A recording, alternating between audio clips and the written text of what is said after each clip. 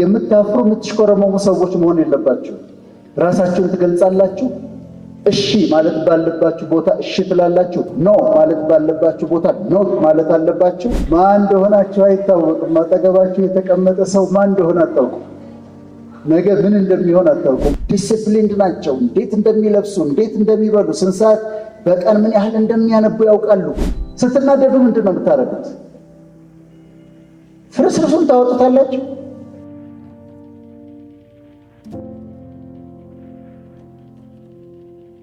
አንድ ጊዜ አንድ ልጅ ቢሮ መጣ። ከ4 ጓደኞቹ ጋር አብረው መጡ እና ቀጭን ልጅ ነው፣ ትንሽ ነው። ያለ ቀጠሮ ነው የመጡት። በር አንኳኩ። እዛ በር አንኳኩና ምንድን ነው ስለው እኛ ባለራዕዮች ነን እና ልናናግር እንፈልጋለን አለኝ። እዛ ቀጠሮ የለንም አይደል አልኳቸው። የለም ቀጠሮ አለ፣ ግን ልናናግር እንፈልጋለን አለ። ቆይ ግድ የለም ብዬ አስገባኋቸው እና አወራኋቸው። እኛ ባለራዕዮች ነን፣ እንዲህ ማድረግ ነው የምንፈልገው። እንዲህ በጣም እንደ ትልቅ ሰው ጸጥ ብዬ ሰማኋቸው። ከዛ በተለይ ቀጭኑ ትንሹ ልጅ አደገ፣ ትልቅ ሰው ሆነ። ከ10 ዓመት በኋላ እኔ መጽሐፍ ጻፍኩኝ። ከዛ መጽሐፉን እሱ ስፖንሰር አደረገ። የተወሰነ ፓርት እሱ ያ ልጅ ነው ስፖንሰር ያደረገው እና የሚያድግ ልጅ አይጥላ ይባላል። የነገ አላሙዲ እዚሁ ሲኖር ይችላል፣ ትልቅ ኢንቨስተር። ስለዚህ በጸባይ ነው የምናገረው ለማለት ነው። ማን እንደሆናችሁ አይታወቅም። አጠገባችሁ የተቀመጠ ሰው ማን እንደሆነ አታውቁም። ነገ ምን እንደሚሆን አታውቁምና እናንተ ላይ ለወጣቶች ሲባል በጣም በአክብሮት ነው የመጣሁት። የምናገረው ስለ እናንተ ነው ስል ምን ማለቴ ነው? እናንተ የነገ ሊደሮች ስለሆናችሁ፣ የነገ መሪዎች ስለሆናችሁ፣ የነገ ትልቅ ሰዎች ስለሆናችሁ ለነገ የሚጠቅማችሁን ነገር በጣም አጭር ነገር መናገር ነው የፈለኩት። እሱ ምንድን ነው?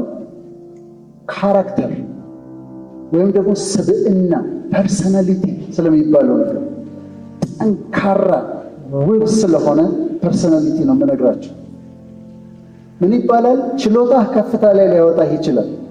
በችሎታ ተራራው ላይ ሊያወጣህ ይችላል ችሎታ። ግን ተራራው ላይ የሚያቆየህ ግን ካራክተርህ ነው።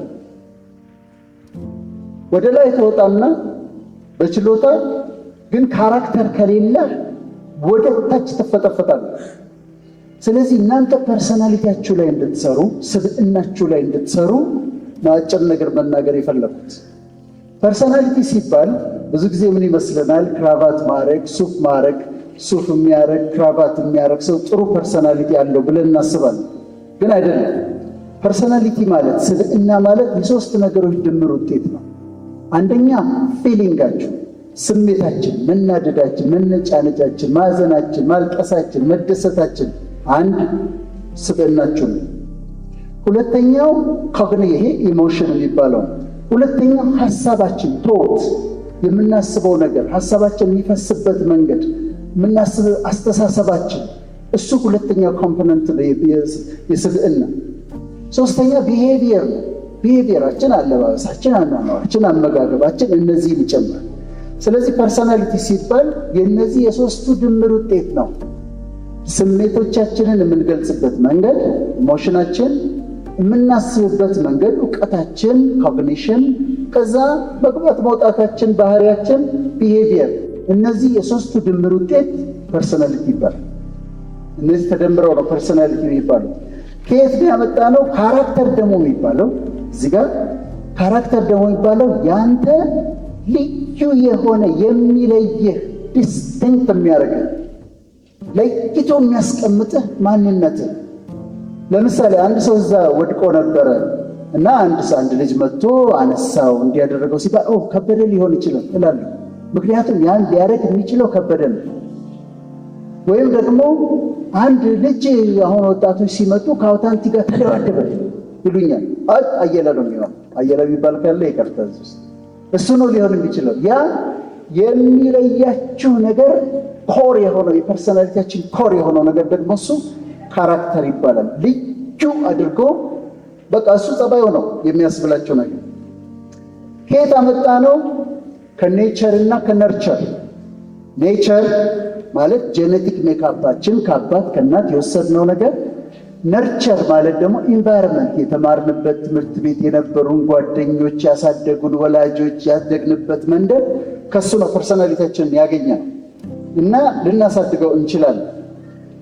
አሁን እኔ ስነ ልቦና ሰውም ስለሆንኩኝ ነው ሳይኮሎጂ ሰርቻለሁ። ዶክትሬቴ ሕክምና ነው፣ ግን ሌሎች ማስተርሶች አሉ። አንዱ ሳይኮሎጂ ስለሆነ አጭር ሌክቸር ነው የምሰጠው።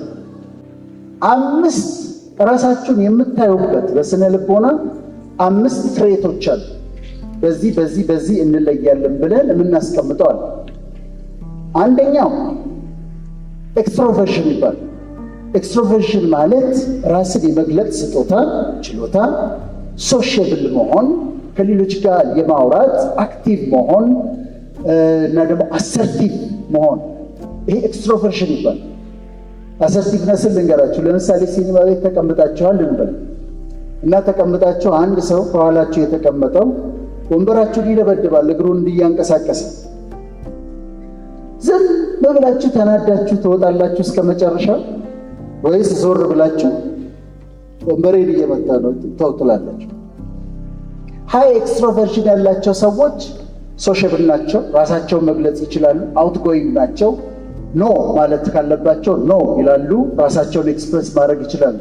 አንዱ ፐርሰናሊታችሁ ላይ ሊኖር የሚገባው ሃይ ኤክስትሮቨርሽን ነው።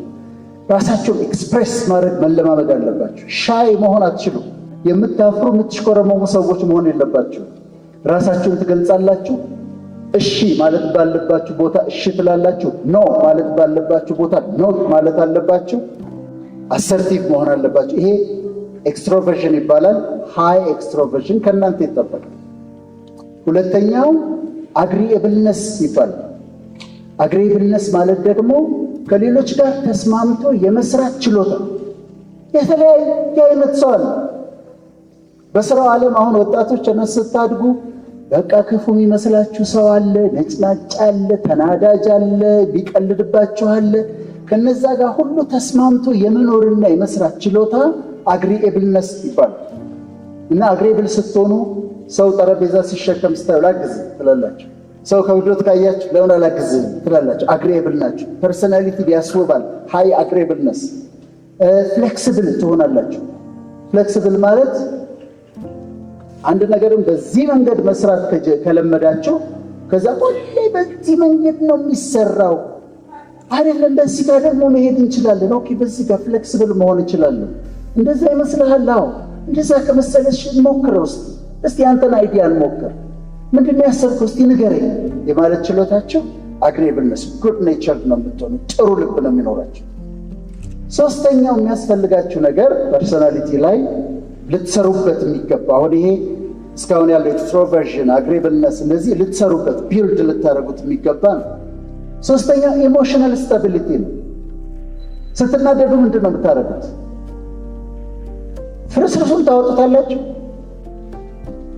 አንገር የሚለውን ጻፉት፣ ቃሉን አንገር የሚለውን ጻፉና ንዴት አይደል? አንገር ከፊቱ አንድ ዲ ብቻ ስትጨምሩ ዴንጀር ይሆናል። አንገር ወደ ዴንጀር ይሆናል። ኢሞሽናችሁ እንዴት ነው የምትቆጣጠሩት? ስትናደዱ ሆልድ ታደርጉታላችሁ ወይስ በርስት ታደርጋላችሁ ወይ ብርጭቆ ተወረውራላችሁ? አሁን ተመልከቱ። አንድ ትልቅ ቦታ ከደረሳችሁ በኋላ ኢሞሽናችሁን፣ ንጭንጫችሁን፣ ንዴታችሁን፣ ደስታችሁን መቆጣጠር የማትችሉ ከሆነ እላይ ከወጣችሁበት ድንገት ትፈጠፈጡና መሬት ወጣ። በአንድ ንዴት ነገሩን በሙሉ ታበላሽታላችሁ። ስለዚህ ኢሞሽናል ስታቢሊቲ፣ ስቴብል መሆን፣ ስሜትን መቆጣጠር፣ ንዴትን ዋጥ ማድረግ፣ ደስታን በትክክለኛው መንገድ ማየት። አንዳንድ ሰዎች ሙዲ ናቸው። ለምሳሌ ጠዋት ታገኙታላችሁ። አንዱን ሰው ጠዋት አግኝታችሁት በቃ አይ እንዴት ነህ ምናምን ብሎ ከሰዓት በኋላ ስታገኙት እንዴት ነህ ሰላም ስትሉት ብሎ ጠዋት ደስተኛ የነበረው ሰውዬ ከሰዓት በኋላ ሙዲ ይለዋወጣል። ግን ኢሞሽናሊ ስተብል፣ ስሜታችሁን የምትቆጣጠሩ፣ ንዴታችሁን የምትቆጣጠሩ ሰዎች መሆን አለባቸው። አራተኛው በጣም ኢምፖርታንት ነው። ስሙኝ፣ ኮንሸንሽየስነስ ይባላል። ኮንሸንሽየስነስ አይደለም፣ ኮንሸንሺየስነስ ከፍተኛ ዲሲፕሊን ማለት ነው። ስንት ሰዓት ላይ ነው የምትተኙት? ጠዋት ስንት ሰዓት ነው የምትነሱት? አንድ ሙቪ አሪፍ ሙቪ ስታገኙ ታመሻላችሁ እስከ 8 ሰዓት። እኔ እንዳጠናሁት ሰክሰስፉል የሆኑ ሰዎች በሙሉ ሃይ ኮንሸንሺየስነስ አላቸው። የሚተኙባት ሰዓት አለች፣ በዛ ሰዓት ተኝተዋል። ጠዋት እስከ 3 ሰዓት እርሊ ይነሳሉ። ዲሲፕሊንድ ናቸው። እንዴት እንደሚለብሱ፣ እንዴት እንደሚበሉ፣ ስንት ሰዓት በቀን ምን ያህል እንደሚያነቡ ያውቃሉ። ሃይ ኮንሸንሺየስ ከፍተኛ ዲሲፕሊን ያስፈልጋቸዋል አንድ ቦታ ለመድረስ። ሃርድ ወርኪንግ ሪስፔክትፉል ዲሲፕሊንድ መሆን አለባቸው። አምስተኛው ኦፕንነስ ፎር ኤክስፒሪየንስ ይባላል። ኦፕንነስ ፎር ኤክስፒሪየንስ ማለት በአዲስ መንገድ ለማሰብ ፈቃደኛ መሆን፣ አዲስ ነገር ለመሞከር ፈቃደኛ መሆን። አሁን እኔ ልንገራችሁ፣ አንድ ሬስቶራንት ከሄድኩና ከተስማማኝ ሁሉ ጊዜ እዛ ሬስቶራንት ነው የምሄደው። ከዛ ቦታዋ የምቀመጥባት ቦታ አትለይም፣ እታች ቦታ ነው የምቀመጠው። ግን ኦፕንነስ ፎር ኤክስፒሪየንስ አዳዲስ ነገሮችን አዳዲስ ሰዎችን ለመተዋወቅ፣ አዳዲስ ቦታዎች ለመሄድ፣ አዲስ እውቀት ለማግኘት፣ እስቲ ይህን ደግሞ ልወቀው፣ በይህን ደግሞ ልማረው ብሎ ፈቃደኛ መሆኑና እነዚህ አምስቱ ራሳቸውን ቢልድ አድርጉት። እኔ አሁን ዛሬ ትኩረት እናንተ ጋር ፐርሰናሊቲያችሁን ቢልድ አድርጉ፣ በእውቀት ቢልድ አድርጉ፣ በባህሪ ቢልድ አድርጉ እና በዚህ ላይ እንድትሰሩ ነው የምጠይቀው።